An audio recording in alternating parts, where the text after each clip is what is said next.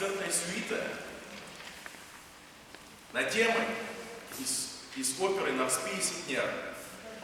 Ой, извините, балет.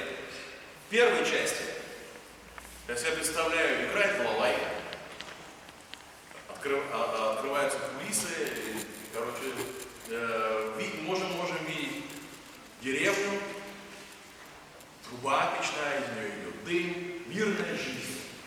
Это первая сцена. Вторая сцена, мне кажется, там происходит чувашский пир, бессмысленный и беспощадный. Бешеный танец, который, когда уже пир уже не может продолжаться, все засыпают в конце. Третья часть, это, собственно, сама драма «Нарспи и Ситнера», невозможной любви. Ну а финал это финал. Что ты могла сказать по поводу четвертой части? Ну, четвертая часть это вариации «Нарспи».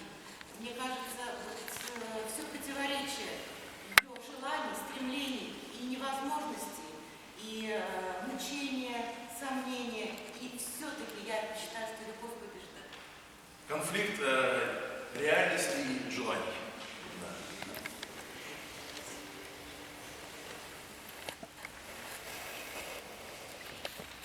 Thank